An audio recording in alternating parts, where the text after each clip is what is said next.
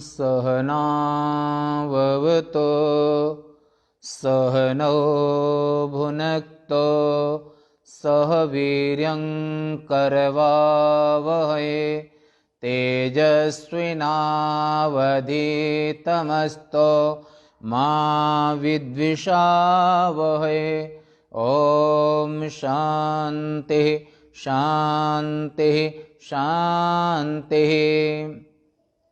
आज 27/1/2021 में उपनिषद आश्रम उज्जैन से नित्य प्रति क्रमशः प्रातः काल के स्वाध्याय में कठोपनिषद के पहले अध्याय में द्वितीय वल्ली आप श्रवण कर रहे हैं।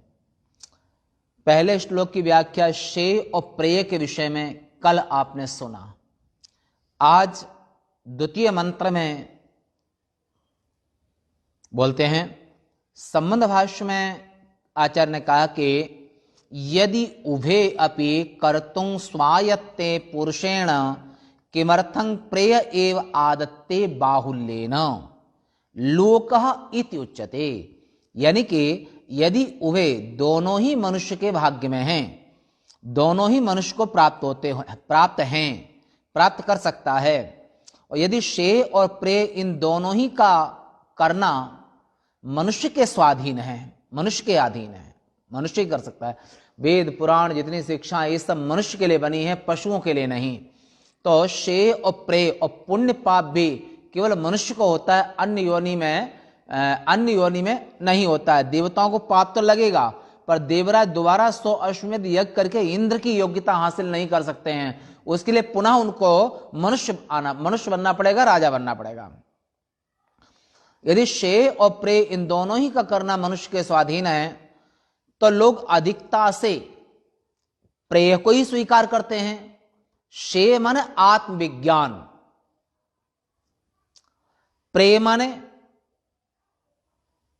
संसार का ऐश्वर्य भोग आदि, गाड़ी घोड़ा बंगला मकान दुकान स्त्री पति पत्नी आदि के सब। तो ये प्रेय को ही क्यों स्वीकार करते हैं, और इस पर आगे इस मंत्र में कहते हैं, श्रेयश्च प्रेयश्च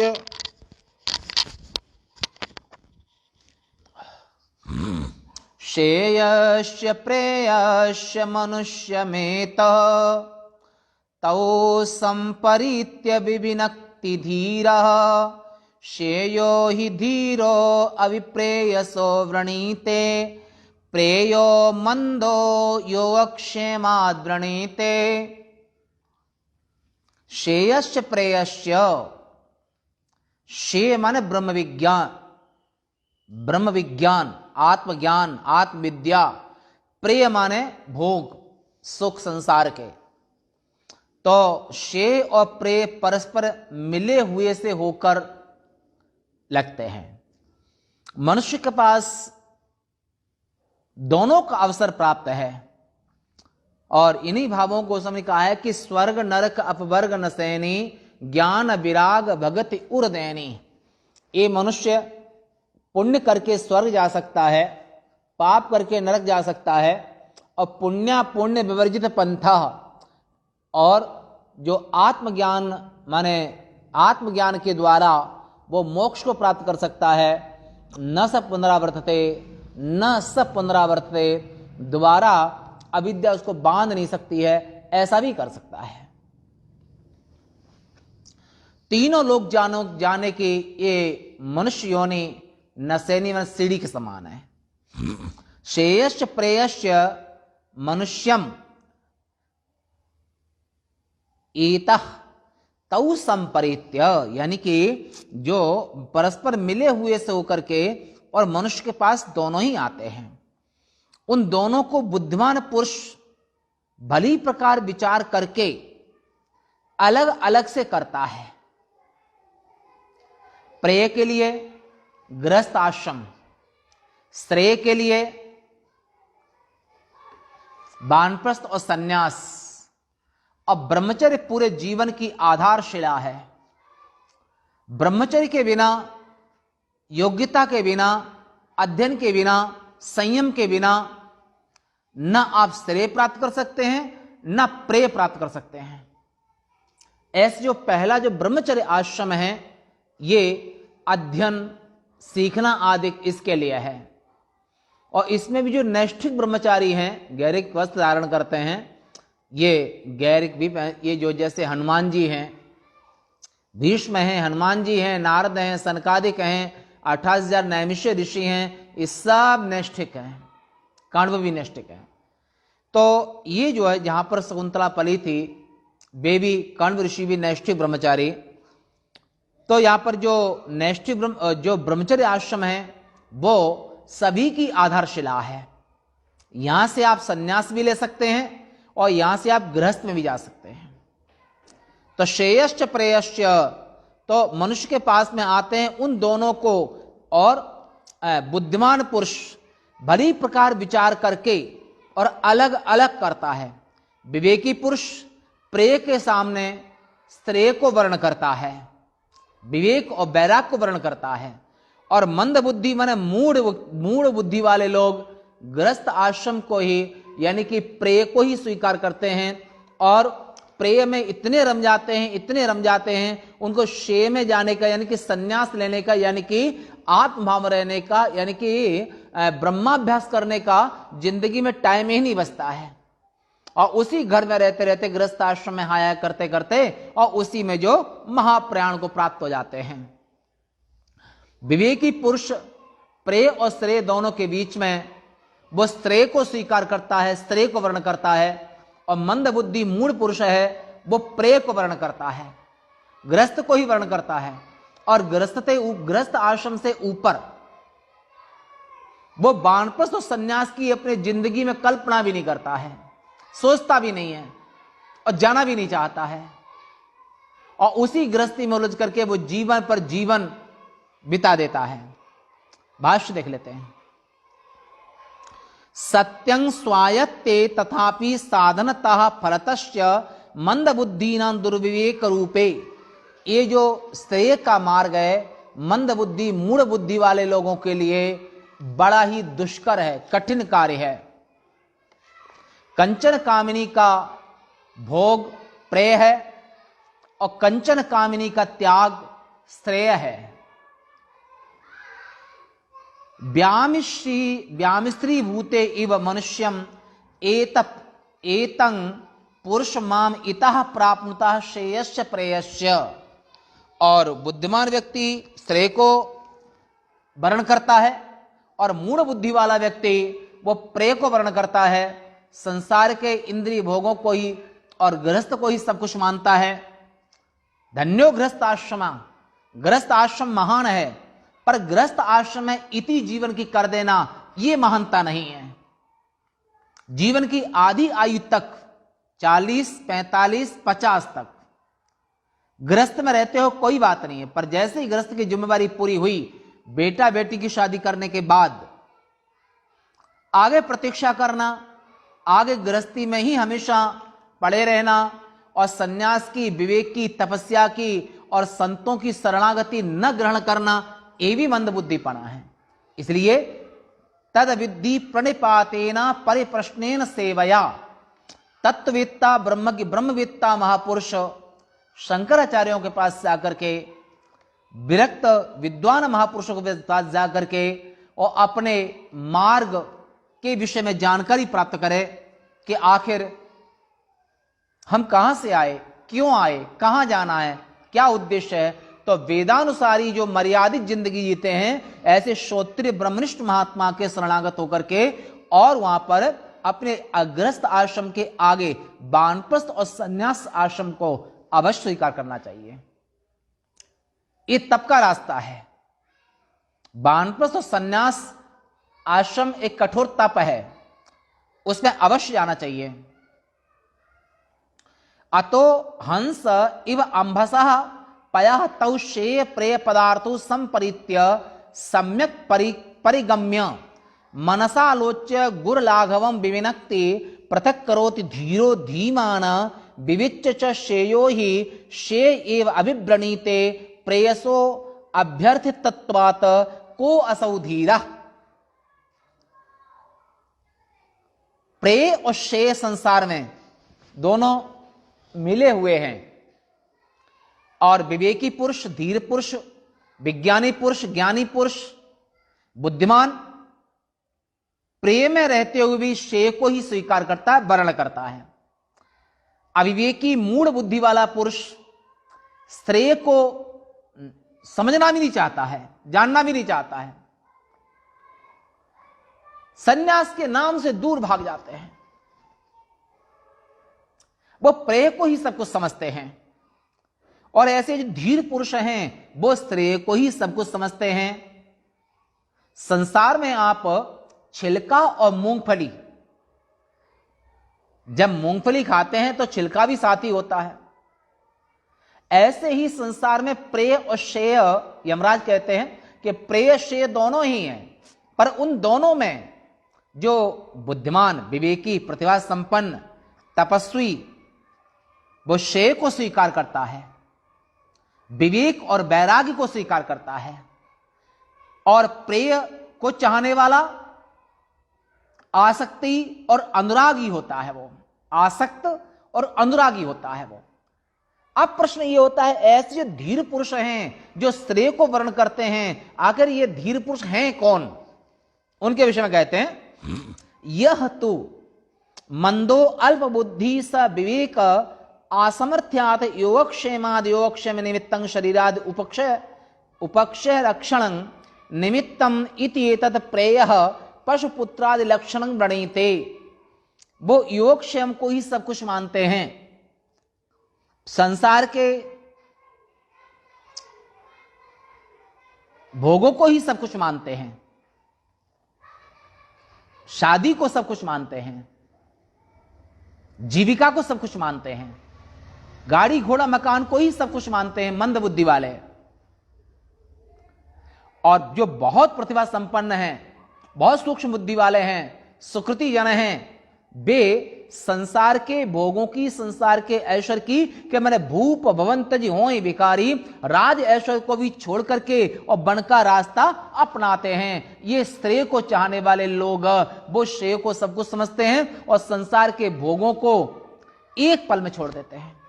चाहे मनु महाराज हो, ध्रुव हो, प्रहलाद हो, मीरा हो, मीरा राज रानी है, सीता हो, माने धर्म श्रेय है, सत्य श्रेय है, आत्मविद्या श्रेय है, विवेक और वैराग्य श्रेय है, और कंचन कामिनी के प्रति जो आसक्ति है, स्त्री के लिए पुरुष, पुरुष के लिए स्त्री सेम है, वो प्रेय का मार्ग है, भोगों का मार्ग है। तो भूप भवन तज होय भिखारी, जो धीर पुरुष हैं, वो मनु महाराज सबसे पहले मनुष्य थे। 2 पुत्र, 3 बेटियां, ध्रुव जैसा पोता, इतना होने के बावजूद भी मन में अंदर में इच्छा है और अपने मन को भी समझते हैं, पहले मनुष्य इस सृष्टि में, होतन विषय विराग भवन बसत भा चौथपन, हृदय बहुत दुख लाग जन्म गयो हरि भजन बिन। फिर आगे क्या किया कि बरबस राज सुतेंद्र पुदीना, नारी समेत गमन बन कीना, तीरथ वर्णय विश्व विख्याता, अति पुनीत साधक सिद्धिदाता, रहे तहां मुनि सिद्ध समाजा। नैमिषारण्य की ओर चले तो उतरे जाए धेनुमत तीरा, हर्ष नहाने निर्मल नीरा। जब गंगा जी नहीं आई थी उस समय पर गोमती ही सब कुछ थी। गोमती गंगा के तट पर जाकर के उन्होंने बड़ा भारी वहां पर गए, स्नान किया। जहां तहां मुनि ने सो आश्रम किए, और जहां पर ऋषि मुनियों के आश्रम थे वहां पर सत समाज नित सुने पुराणा, जो इतिहास पुराण और धर्म के रहस्य को ऋषि मुनियों से नैमिषारण्य में श्रवण करते थे। और राजभोग एकदम से नहीं छोड़ा, वो धीरे धीरे। कछ दिन भोजन बारी बतासा, किए कठिन कछ दिन उपवासा। मनु महाराज क्या करते हैं, करहीं आहार साक फल कंदा, सुमिरहि ब्रह्म सच्चिदानंदा, द्वादश अक्षर मंत्रवर, यानी कि ओम नमो भगवते वासुदेवाय, द्वादश, ये 12 अक्षर मंत्र है। 12 अक्षर मंत्रवर जपै सहित अनुराग, अनुराग, जपै सहित अनुराग, वासुदेव पद पंकरु दंपति मन अतिलाग। रहे समीर आधार, कंद फल खाके, राजभोग छोड़ा, कंद फल खाके रहे, फिर वो भी छोड़ दिया, जल से रहे, फिर हवा से रहे, ठाणे रहे एक पद दो, बरस सहस दस त्यागे उसो। रहे समीर आधार, वायु पी करके 10,000 वर्षों तक रहे। और ये पहले तो आपने सुना, इतिहास समझ सकते हैं, परंतु वर्तमान में अभी तो इसी वर्ष में 2020 में इनका शरीर छूट गया, नहीं 20 में शरीर छूटा है। ऐसे जो यहाँ के गुजरात में जो एक महाराज थे, तो 30-35 वर्षों से जिनको हम मिले हैं, सत्संग भी किया, उनसे किया है, बैठे हैं, उनके आश्रम में रुके हैं, जो अंबाजी के नीचे जंगल में रहते हैं। बड़ी कृपा माता की उनके ऊपर, बड़े अच्छे से साधक हैं वो। अब तो ब्रह्मलीन हो गए, 2-3 महीने हो गए, और बड़े अच्छे से साधक। तो उनके पास हम रहे भी हैं, और उन 30-35 वर्षों से उनने ना अन्न और ना जल एक भी नहीं लिया, केवल हवा से रहते थे। ब्राह्मण शरीर था और बड़ी उपासना करते। और अरुणाचल पर्वत माउंट आबू के पहले पड़ता है, वहां वहीं पास में, वहां रहते, अंबाजी के पास में। तो बड़े अच्छे से संत थे। हम तो उनसे लगभग 10-15 वर्ष पहले मिले, तो बड़े अच्छे, उनको हम देखा, रुके भी, भोजन भी वहां किया है। और तो हवा से रहते थे, जिनको इस कलयुग में अब भी वर्तमान में देखा था, इस वर्ष से ब्रह्मलीन हुए हैं, तो उनने भी हवा पी के ही रहते थे। और गुजरात सरकार ने उनको लाल बत्ती गाड़ी दे रखी। अमेरिका वगैरह से, वहां से उनको चेक जो डॉक्टर लोग आए, वो भी आश्चर्यचकित रह गए कि भारतीय संत, भारतीय साधु ऐसे कैसे हो सकता है, ना अन्न लेते हैं ना जल लेते हैं, केवल हवा से जीते हैं। ये सब आप गुजरात के इतिहास में आप देख सकते हैं। और इसी वर्ष ब्रह्मलीन हुए हैं वो। 30-35 वर्ष तक न अन्न न जल, ऐसी सृष्टि के आरंभ मनुष्य रूपा ने जो 10,000 वर्ष तक न अन्न न जल रहे समीर आधार। और क्या, नेति नेति जय वेद निरूपा, निजानंद निरुपाधि अनूपा, तृप्ति न मानत मनुष्य रूपा। 23,000 वर्ष तक कठोर तप किया। वेद जिसको नेति नेति कहते हैं, उपनिषद जिसको नेति नेति कहते हैं, ऐसे निराकार ब्रह्म को साकार दर्शन करना चाहते हैं। ऐसे निराकार ब्रह्म को साकार दर्शन करने के लिए मनु और शत्रुपा ने, दोनों ने, और स्त्री पुरुष सनातन धर्म में ऐसे ही हैं जिस चना के दो दल, कौन बड़ा कौन छोटा, दोनों ने तप किया। तब परमात्मा ब्रह्म सच्चिदानंद, और जब उनकी तप को देख करके, विधि हरि हर तप देखी अपारा, मनु समीप आए बहुबारा, मांगो बर बहु भांति लुभाए, परम धीर नहीं चले चलाए। ब्रह्मा विष्णु आदि कई बार आए, परंतु वो परम धीर, इनको धीर कहते हैं, माने शे मार्गी, शे मार्गी, परम धीर, को धीरा, को सौ धीरा। तो मनु शत्रुपा सबसे बड़े धीर पुरुष हैं और शे मार्गी हैं। और रामायण के बाल कांड में आप खुद भी पढ़ सकते हैं, देख सकते हैं, इनको धीर कहते हैं। तब ऐसी निराकार जिसको नेति नेति जो है वेद निरूपा, वेद जिसको नेति नेति कहते हैं, और उपनिषद जिनके, उपनिषदों में जिनका चिंतन है, उपनिषद जिसको नेति नेति कहते हैं, ऐसे ब्रह्म सच्चिदानंद भी ऐसे भक्त के प्रेम के वशीभूत होकर के और उनके सामने खड़े हो जाते हैं। ब्रह्म गिरा भई गगन सुहाई, पहले आकाशवाणी हुई, पर मनु शत्रुपा के जो शरीर हैं वो अस्ति मात्र हो रहे शरीरा, तदपि मनाग हृदय नहीं पीड़ा।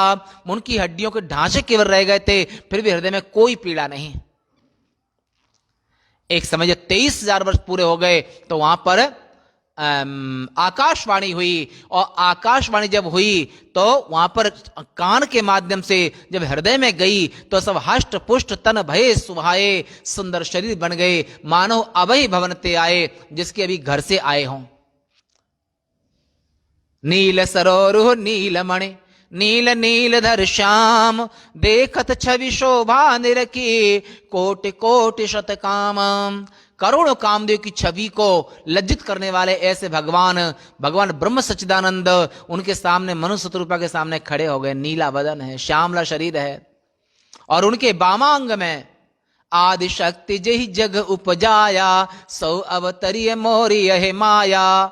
जगज्जनी पराम्बा मूल प्रकृति भी उनके साथ में बामांगी होके आई हैं। तो उनने तब मनु महाराज वरदान मांगने को कहा, तो उनने वरदान मांगा कि चाहूं तुम्हें समान सुत प्रभु सन कवन दुरावो।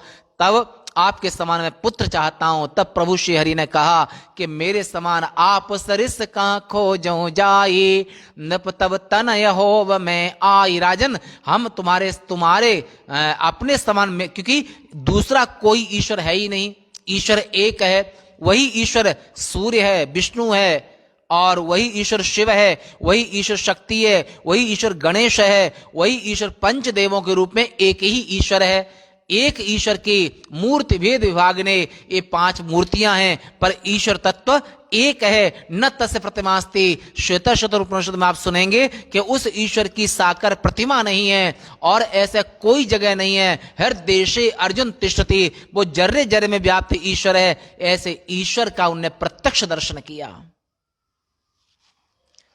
तब प्रभु ने अनुग्रह करके, और जो जब हुइयो अवध हुआ, जब अवध के राजा बनोगे, उस समय पर हमारी बामांगी सीता भी तुम्हारी बहू बनेगी, और अंसन सहित लेव अवतारा।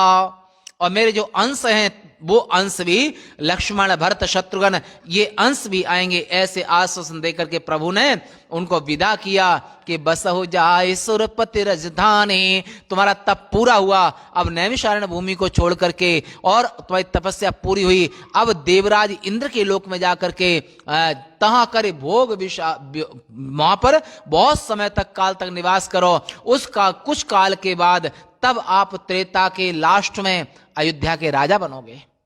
वही महाराज दशरथ बने, और मां शत्रुपा कौशल्या बनी। तो ऐसे यहां पर श्रेय को असौ श्रेया, तो ये जो मनु महाराज जो हैं ये श्रेय मार्गी, मनु और शत्रुपा दोनों श्रेय मार्गी हैं। और इन्होंने अपने संसार के राज वैभव को छोड़ करके और श्रेय का मार्ग अपनाया, और उस श्रेय के मार्ग में सफल भी हुए। आज यही तक, शेष बात कल तीसरे मंत्र की व्याख्या है। पूर्णमदः पूर्णमिदं पूर्णात् पूर्णमुदच्यते पूर्णस्य पूर्णमादाय पूर्णमेवावशिष्यते। ओम शांति शांति शांति। शंकरं शंकराचार्यं केशवं बादरायणं सूत्रभाष्य कृतौ वंदे भगवन्तौ पुनः पुनः। ईश्वरो गुरुरात्मेति मूर्तिभेद विभागिने व्योमवद्व्याप्तदेहाय दक्षिणामूर्तये नमः। ओम शांति शांति शांति। बोलो सत्य सनातन धर्म के श्री महाकाल महाराज की